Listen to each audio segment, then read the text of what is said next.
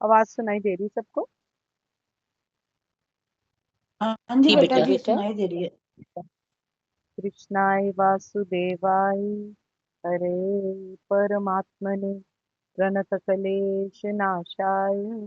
गोविन्दाय नमो नमः। जय जय राधा वल्लभ श्री हरिवंश जय जय श्री वृंदावन श्री वनचंद्र।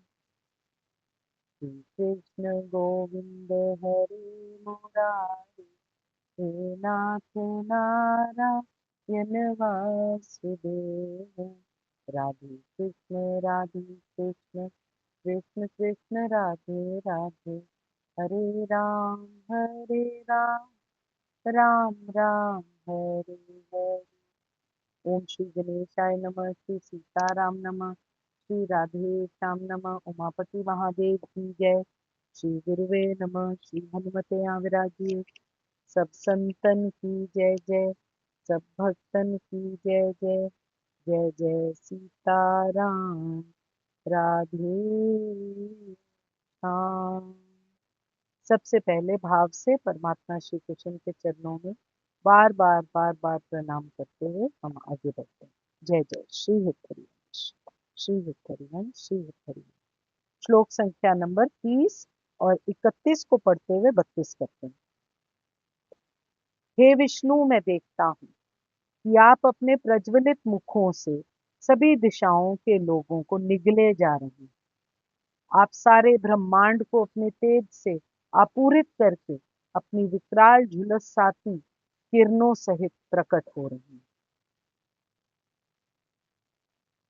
क्या बोल रहे हैं अर्जुन भगवान जी को कि आप उन संपूर्ण लोकों को प्रज्वलित मुखों द्वारा ग्रास करते हुए सब ओर से बार बार चाट रहे हैं।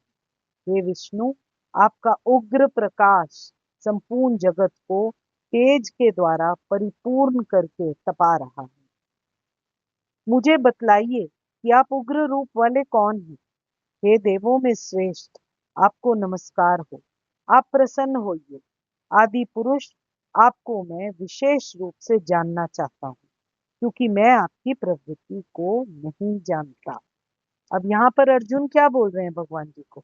यहाँ पर अर्जुन बहुत व्याकुल और परेशान है। वो भगवान जी से कहते हैं कि मैं भयभीत हूँ। आप बताइए, ये उग्र रूप वाले आप कौन हैं? देवों में श्रेष्ठ परमात्मा, आपको मैं नमस्कार करता हूँ। आप प्रसन्न रहिए। आप आदि पुरुष हैं। अब यहाँ अर्जुन जिज्ञासा शांत करने के लिए पहले वो विराट रूप देखना चाहता था भगवान जी का, और भगवान जी ने उसको विराट रूप दिखा दिया।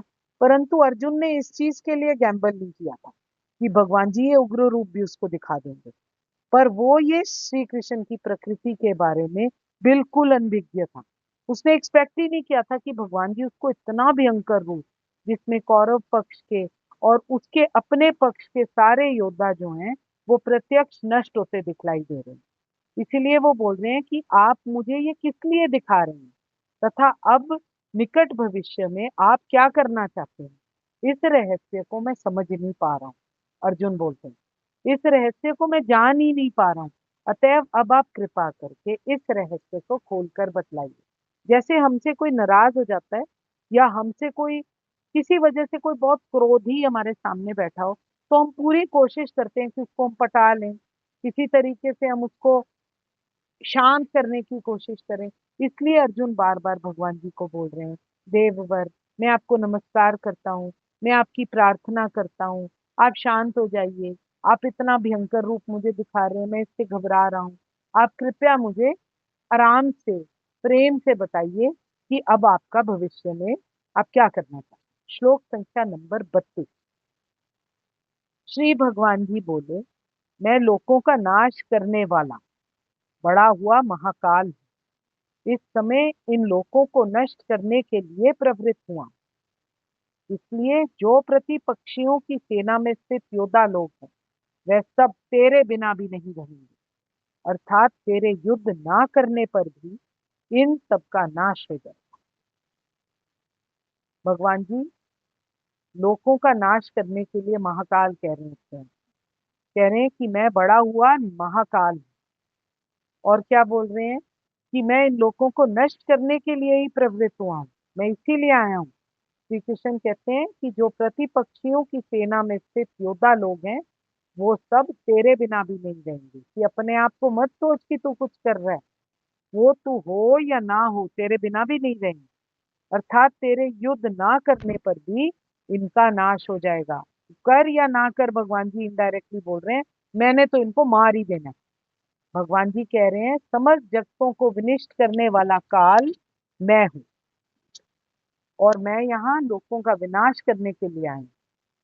तुम्हारे मतलब पांडवों के सिवाय दोनों पक्षों के जितने भी योद्धा हैं वो सब मारे जाएंगे।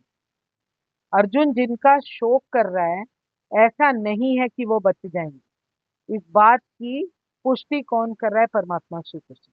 अर्थात युद्ध तो करना परम धर्म है, वो परमात्मा की परम आज्ञा है, और उसका फर्ज बनता है अर्जुन का। तो युद्ध की नियति तो वो बोल रहे हैं मैं पहले ही कर चुका हूं। उनकी मृत्यु तो मेरे हाथों निश्चित है। भगवान जी कह रहे हैं मैं संपूर्ण जगत का सृजन, पालन और संहार करने वाला साक्षात परमेश्वर हूं। अतएव इस समय मुझको तुम इन सबका संहार करने वाला साक्षात काल समझो।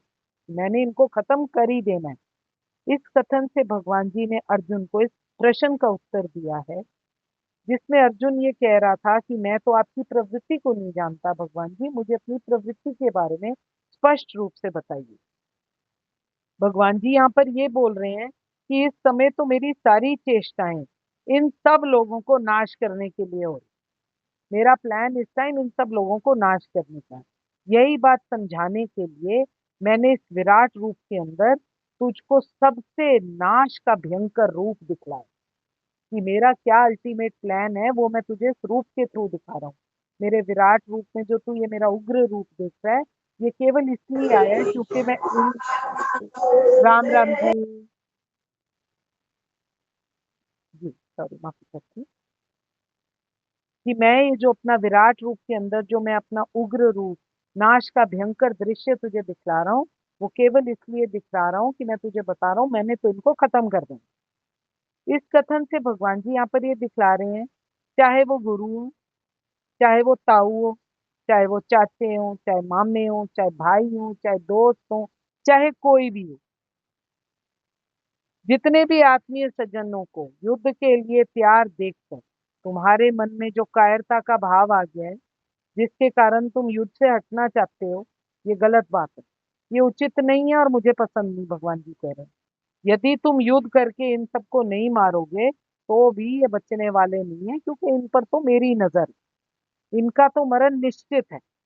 जब मैं स्वयं इनके नाश करने के लिए प्रवृत्त हूँ, तब ऐसा कोई भी उपाय नहीं है जिससे इनकी रक्षा हो।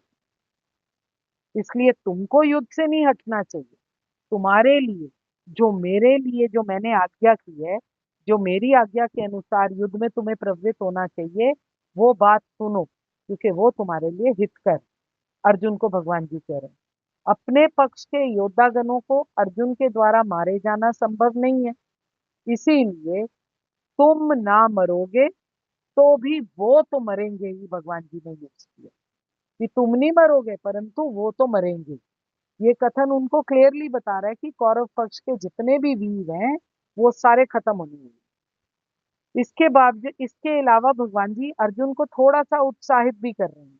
इसीलिए कह रहे हैं कि शत्रु पक्ष के जितने भी योगा योद्धा हैं वो सब एक तरह से मरेंगे, ये समझ कर तुम युद्ध में घुसो। तुम उन्हें मारने के लिए तुम्हें कोई परिश्रम नहीं करना पड़ेगा, क्योंकि वो तो मेरी प्लान का हिस्सा है। भगवान जी उसको बोल रहे हैं। हालांकि अर्जुन जानता था कि श्री कृष्ण उसके मित्र हैं और भगवान जी भी हैं, तो भी वो श्री कृष्ण के जितने भी विविध रूप उसके सामने आ रहे हैं उनको देखकर एकदम चकित हो रहा है। इस विनाशकारी शक्ति के उद्देश्य के बारे में उसको बहुत उत्सुकता है जानने की, इसीलिए वो भगवान जी से इसके बारे में पूछ रहा है। वेदों में लिखा है कि परम सत्य हर वस्तु को, यहाँ तक कि ब्राह्मणों को भी नष्ट कर देते हैं। इस बात की पुष्टि हमको होती है कि जो भी चीज आती है उसका प्रलय निश्चित है, उसने जाना ही जाना है। अंततः सारे ब्राह्मण क्षत्रिय और अन्य सभी परमेश्वर के द्वारा काल कवलित कहे जाते हैं। उन्होंने जाना ही जाना है, कोई आज नहीं गए तो कल चले गए। परमेश्वर का ये जो रूप वो अर्जुन को दिखा रहे हैं वो सबका भक्षण करने वाला, वो प्रलयकारी रूप है। पर श्री कृष्ण अपने को सर्वभक्षी काल के रूप में अर्जुन के सामने प्रस्तुत कर रहे हैं। एक मैसेज जब हमको बच्चे को देना होता है तो हम उसको आंखें निकाल कर डराते हैं। ऐसे ही भगवान जी श्री कृष्ण अर्जुन को डरा रहे हैं। केवल कुछ पांडवों के अतिरिक्त युद्ध भूमि में आए हुए सभी लोग उनके द्वारा भक्षित होंगे। यह नजारा श्री कृष्ण अर्जुन को अपने मुख में दिखा रहे हैं। अर्जुन तो लड़ने के पक्ष में ही नहीं था, वह युद्ध करना ही नहीं चाहता था क्योंकि उसको वो बात श्रेष्ठकर ही नहीं लगती थी। पर भगवान जी कह रहे हैं कि यदि वो नहीं लड़ेगा तो भी सारे लोग उनके ग्रास करेंगे, परंतु वो चाहते हैं कि अर्जुन उनकी इच्छा माने। अर्जुन उनकी इच्छा मानेगा तो परमात्मा की तरफ उसका सरेंडर शो होगा। यदि अर्जुन नहीं लड़ेगा तो भी वो अन्य विधि से मर जाएंगे। मृत्यु तो रोकी ही नहीं जा सकती, चाहे वो लड़े चाहे नहीं। इसका मतलब वो बेसिकली पहले से ही मृत है। परमात्मा ये दिखा रहे हैं कि काल विनाश है, मेरी इच्छा के अनुसार सारा संसार विनिष्ट होगा। यही प्रकृति का नियम है। इसीलिए ये जीवित लोग जो तुम देख रहे हो वो पहले से ही मृत समान। श्लोक संख्या नंबर 33। अतएव तू उठ। अब अर्जुन, भगवान जी श्री कृष्ण अर्जुन को उठने के लिए कह रहे हैं, ऑर्डर जैसे देते हैं। अतएव तू उठ, यश प्राप्त कर और शत्रुओं को जीत कर धन धान्य से संपन्न राज्य को भोग। ये सब शूरवीर पहले से ही मेरे द्वारा मारे हैं। हे सभ्य साचिन, तू तो केवल निमित्त मात्र बन जा। क्या बोल रहे हैं भगवान जी अर्जुन को कि तू योद्धा बन, मैं तो इन सबको मार चुका हूं। अतः उठो, लड़ने के लिए तैयार हो और यश अर्जित करो। अपने शत्रुओं को जीत कर संपन्न राज्य का भोग करो। ये सब मेरे द्वारा पहले मारे जा चुके हैं। और हे सभ्य सांची, तुम तो युद्ध में केवल निमित्त मात्र ही हो सकते। भगवान जी ने यहाँ पर ये बोला है कि जब तुम्हारे युद्ध ना करने पर भी ये सब नहीं बचेंगे, निसंदेह मैंने इनको मार डालना, तब तुम्हारे लिए युद्ध करना ही सबसे लाभप्रद बात है, क्योंकि तुम मेरी बात भी मानोगे। अतः तुम किसी प्रकार से युद्ध से भागो मत, हटो मत, हताश मत हो। उत्साह के साथ अपने धनुष बाण को उठाकर लड़ो, खड़े हो जाओ। इस युद्ध में तुम्हारी विजय तो निश्चित है। शत्रुओं को जीतकर धन धान्य से संपन्न महान राज्य का तुम उपभोग करो और दुर्लभ यश को प्राप्त करो। इस अवसर को हाथ से ना जाने दो, ये मेरी आज्ञा है। भगवान जी अलग अलग फॉर्म में उसको आज्ञा दे रहे हैं, परंतु यहाँ पर वो उसको एक बड़े प्रेम वाले वर्ड से संबोधन करते हैं जिसको कहते हैं सभ्य साची। इसको साथ साथ प्रेज भी कर रहे हैं। उसको जो बाएं हाथ से अपना बाण चला सकता है, भगवान जी उसको बता रहे हैं कि तेरे को अपनी कैपेबिलिटी का कोई एहसास है कि तेरे में कितनी कैपेबिलिटी है। तू तो बाएं हाथ से बाण चलाने वालों में से है, तुम्हें सभ्य सांची है। इसलिए अर्जुन को सभ्य साची नाम से भगवान जी संबोधित करते हैं और निमित्त मात्र बनने के लिए कहते हैं। भगवान जी यहाँ ये कह रहे हैं कि तुम तो दोनों हाथों से बाण चलाने में निपुण हो भाई। तुम्हारे लिए इन शूर वीरों पर विजय प्राप्त करना कौन सी बड़ी बात है। अपने आप को इनसे कम मत समझ। इन सब को वस्तुतः तुम्हारा मारना ही क्या पड़ेगा। तुमने तो प्रत्यक्ष देख ही लिया है कि ये सब के सब तो मेरे द्वारा पहले ही मारे जा चुके हैं। फिर तू क्यों नहीं अपना बाण उठा रहा, उसको बोल रहे हैं। तुम्हारा तो सिर्फ नाम भर होगा कि तुमने मारे, मारे तो मैंने। अतएव अब तुम इन्हें मारने के लिए जरा भी मत हिचकिचाओ। मार तो मैंने इनको रखा ही है, तुम तो केवल निमित्त मात्र बन जाओ। लोग कहेंगे तुमने मारा है, पर मारा तो मैंने है। निमित्त मात्र बनने के लिए कहने का यहाँ पर एक भाव भगवान जी का और भी है कि इन्हें मारने पर तुम्हें किसी प्रकार का जो भी पाप होगा उसकी कोई संभावना नहीं, क्योंकि मैंने किया ही। मैं तुम्हें आज्ञा दे रहा हूँ ये करने के लिए, और मैं ही तो सर्वव्यापी परमात्मा हूँ। अगर मैं तुम्हें कह रहा हूँ तो तुम पाप से भी मुक्त हो जाओगे, इसलिए तुम मारो। तुम अपने शास्त्र धर्म के अनुसार कर्तव्य रूप से इस युद्ध में उन्हें मारने के लिए केवल निमित्त मात्र बनो। पाप की तो बात ही दूर रही, तुम्हारे द्वारा उल्टा यहाँ पर जो है वो क्षत्रिय धर्म का पालन होगा, तुम उसको करो। किसी प्रकार की संशय ना रखो, अहंकार और ममता से रहित होकर उत्साह पूर्वक इस युद्ध में प्रवृत्त हो जाओ। ये मेरा आदेश है, भगवान जी इसको कह रही हैं। युद्ध भूमि में अत्यंत कौशल के साथ इतने तीर तुम छोड़ सके हो।